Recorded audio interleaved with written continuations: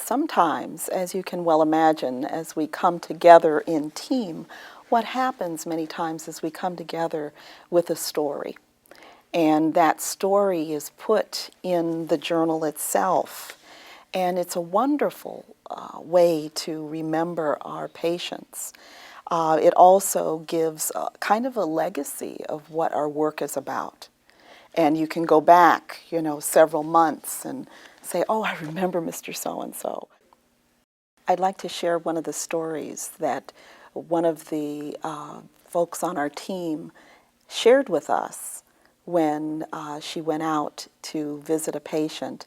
And of course, we get permission from the patient to write. And this is a story, or I should say just a little poem about this woman that was impressionable for this woman that was really servicing her and touching her and making sure she was clean and making sure she was comfortable. And it goes like this. She's bald. She's bald, but there's something authentic about a bald head. You notice her eyes more. You see, they met during the war. World War II. In her home country of Germany. You see, the two would sit in between the pews with a crucifix on both ends. And he said it was difficult to court in the middle of a church. And then he said, we got through it.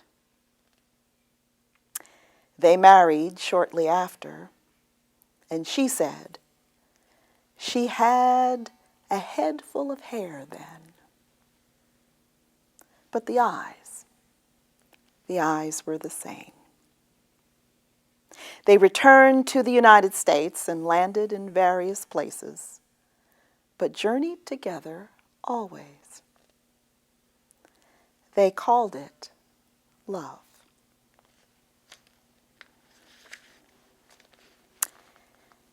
Now she's bald from all the chemo. But you notice her eyes. You notice her heart. You notice the love that lasts forever.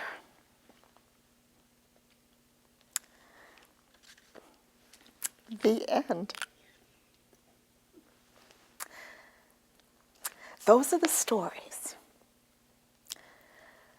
Those are the stories that aren't always published. Those are the stories of everyday people in everyday love affairs that last for a lifetime. And we as a team have a witness to that every day. And that's how we can do this job. Not efficiently, of course, when you're crying. But you take it home and you know that love lasts forever. The Intent Heals Journal is a legacy, it is a witness to what we, as those of us that work in hospice, go through every day. It is a way that we put the stories of real people into a working process. And it also allows us to let go of some of those things that need to be let go in a very wonderful, positive way. We don't need to take them home to hubby and to children. We don't need to be frustrated. It is a process by which all of us as team members, as nurses, as social workers, as chaplains, can heal and be stronger the next day. For we have poured our hearts in on that day. And we leave it on the table. The journal is on a common table, almost like a communion table, where everyone is invited to come to the table and to partake if they should choose to, and to let go, and to celebrate a life ever so significant and then go on and be free. It is a process of healing. It is a process of purging. It is a process of self-evaluation. It is a process of becoming stronger.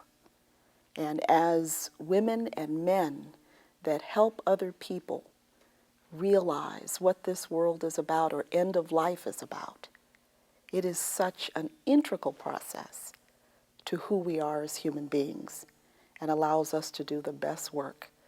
Every day is a new day. And I just thank God for that opportunity. The Intent Heals Journal is an instrument.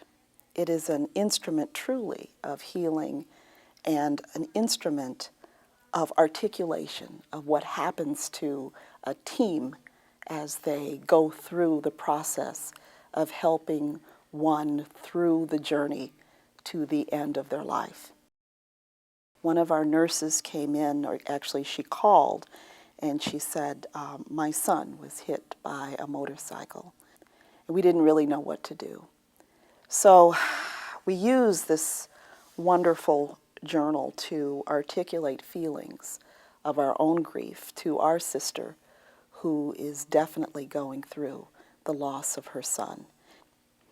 We took ink and we rolled it on our hands, and then we took our hands, they were all blue, and we put them on the journal, and then we left our handprint there.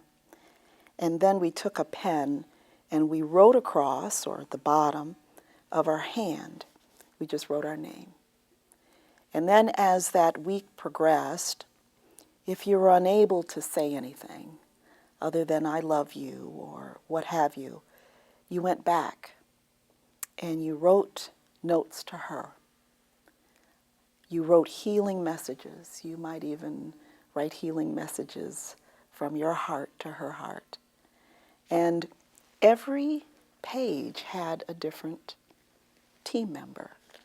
And so as she went through this book, they were handprints, all different kinds, all different sizes.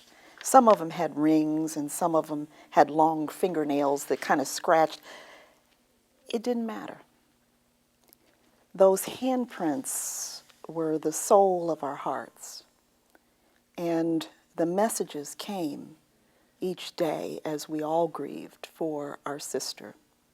It was a process of healing. It was a process of soul making. It was a process of picking up your soul. And this healing journal was a mechanism with which we were able to start that healing.